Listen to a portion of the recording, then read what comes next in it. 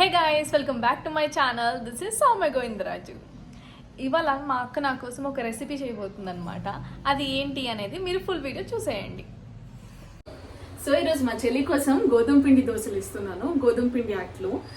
ఇది అందరికీ తెలిసి ఉంటుంది, కానీ నా రెసిపీ నేను చేస్తున్నాను. ఎవరికన్నా తెలియకపోతే ఫస్ట్ టైం అయితే ట్రై చేయండి. ట్రై చేసి రెసిపీ ఎలా ఉందో మాతో షేర్ చేసుకోండి. సో ఇంకెందుకు ఆలస్యం, రెసిపీలోకి వెళ్ళిపోదాం. సో ఫస్ట్ అయితే ఒక బౌల్ తీసుకొని మనం గోధుమ పిండి యాడ్ చేసుకోవాలన్నమాట.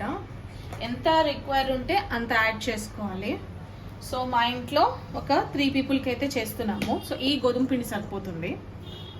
సో గోధుమ పిండి వేసుకున్న తర్వాత మిక్సీ జార్లో నేను జీలకర్ర, పచ్చిమిర్చి, అలాగే కొంచెం సాల్ట్ తీసుకొని కచ్చపచ్చిగా గ్రైండ్ చేసుకున్నాను. సో ఇప్పుడు ఈ మిక్స్చర్ని నేను ఇందులో యాడ్ చేసేస్తాను. సో పచ్చిమిర్చి పేస్ట్ అనేది మీ టేస్ట్కి తగ్గట్టు యాడ్ చేసుకోండి. మా ఇంట్లో మేము కొంచెం ఎక్కువ తింటాం కాబట్టి ఎక్కువనే యాడ్ చేసేసాను. పేస్ట్ వేసిన తర్వాత కొంచెం అంతా కొత్తిమీర వేసుకున్నాను. దీంట్లోకి నేను తగినన్ని వాటర్ పోస్తున్నాను. ఈ వాటర్ ఏంటంటే మనకి దోశ పిండి ప్యాటర్ లాగా చేసుకోవాలి. సో ఇప్పుడు పిండి ఇలా కన్సిస్టెన్సీలో ఉంది కదా, ఇది సరిపోతుంది మనకి. అండ్ ఇంకా నెక్స్ట్ దోశలు వేసేసుకుందాం.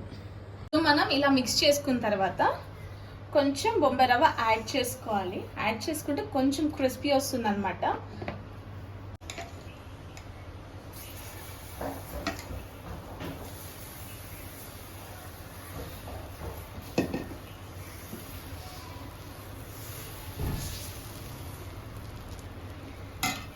సో ఈ దోశ నేను ఆయిల్తో చేస్తున్నాను. మీకు ఇష్టం ఉంటే నెయ్యి కూడా యాడ్ చేసుకోవచ్చు. మా చెల్లికి నెయ్యి అంటే ఇష్టం లేదు, సో అందుకే ఆయిల్తోనే చేస్తున్నాను అనమాట.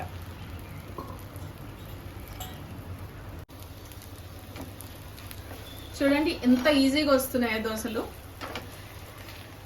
చాలా సింపుల్ అన్నమాట. చూసారా ఎంత బాగా వచ్చిందో దోశ. సో నెక్స్ట్ దోశ కూడా వేసేస్తున్నా.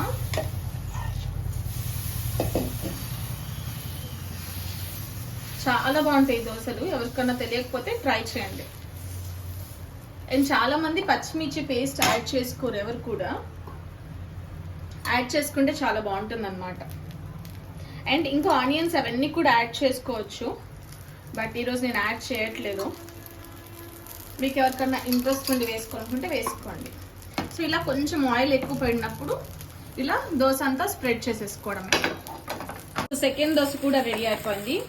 చాలా ఈజీగా వస్తున్నాయి. చూసారా, బొంబాయి రవ్వ యాడ్ చేసుకుంటే ఇలా వస్తాయి దోసెస్ అయిపోయినాయి. మా చెల్లికి ఇచ్చేస్తున్నా అనమాట. సో ఈ దోసెస్ని నేను మా చెల్లికి క్యాబేజ్ పచ్చడితో ఇచ్చాను. సో చట్నీస్ ఏం చేసుకోలేదన్నమాట. తినేసి చెప్పు ఎలా ఉన్నాయో. మీరు చట్నీస్తో కూడా తినచ్చు, చాలా బాగుంటుంది. ఆ ఉట్టి తిన్నా కూడా చాలా బాగుంటాయి అన్నమాట. ఎలా ఉంది? చాలా బాగుంది. నెక్స్ట్ నువ్వే నాకు వేసేయాలి. సో ఇది గాయ్స్ వ్లాగ్. సో మీకు నచ్చింది అనుకుంటున్నాను. సో ఈ రెసిపీ ఎవరికైనా తెలియకపోతే మీరు కూడా ట్రై చేసి చెప్పండి. ఈ వీడియో కనుక మీకు నచ్చినట్లయితే లైక్ చేయండి, షేర్ చేయండి, అలాగే సబ్స్క్రైబ్ చేయడం మాత్రం మర్చిపోకండి. See you all in another vlog. Bye bye.